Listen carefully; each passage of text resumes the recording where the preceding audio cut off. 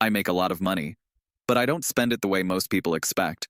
Financial minimalism is something I've been practicing for years, and it's completely changed my relationship with money, especially as a high earner. So if you're wondering how to manage your wealth while avoiding the consumerism trap that comes with big paychecks, this video is for you. Now, you might think financial minimalism is just about cutting out things like lattes and subscriptions, right? But that's not the whole picture, especially when you make more than the average person. It's a mindset shift, and I'll explain exactly how I do it. Stick with me till the end because I'm going to share something that's been a game changer for me that most people don't talk about when it comes to high earnings. I don't fall for the lifestyle inflation trap. Most high earners start spending more as soon as their paycheck increases, right? They get the bigger house, the expensive cars, and the vacation homes. But here's the truth. Those things don't bring long-term happiness or security. The first step to practicing financial minimalism is to avoid the urge to upgrade your lifestyle just because you can afford it. I've learned that true wealth is about having options, not spending yourself into a corner. The less I spend, the more I have to invest, and that's how I build real wealth. For me, minimalism isn't just about saying no to physical things, but also to distractions. As a high earner, I could be juggling multiple side projects, constantly pursuing new income streams, and chasing after every shiny opportunity that comes my way. But I don't. Instead, I focus my energy on a few key areas that move the needle. In fact, the ability to say no has been one of the most powerful tools in my financial arsenal. When you're not constantly trying to add more income sources or chasing after new trends, you can double down on what truly works.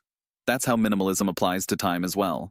I don't waste my days on low-return activities. When it comes to my investments, I keep it simple. I don't spread myself too thin by dabbling in every asset class. I focus on what works: real estate, stocks, and a few other stable long-term investments. I don't get caught up in hype or try to chase short-term gains. The key to financial minimalism for a high earner is to not get swept up by the noise.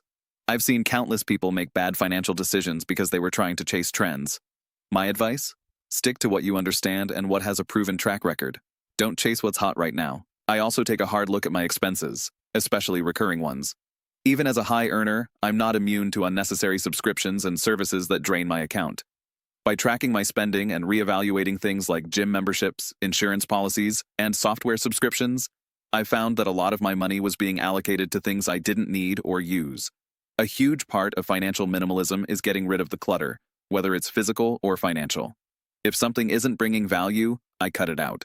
Now, here's something a lot of people don't consider: emotional spending. When you're making a lot of money, it's easy to think that buying things will make you happy or solve problems. But here's the truth I learned. The key to financial minimalism is being content with less. That doesn't mean you can't enjoy the luxuries you've worked hard for, but it does mean being intentional with your spending and making sure that each purchase aligns with your goals. What most people don't tell you about being a high earner is that the bigger your income, the more discipline you need. Without discipline, all the money in the world won't protect you from financial stress. That's why minimalism is not just about cutting back. It's about optimizing your wealth for long-term growth.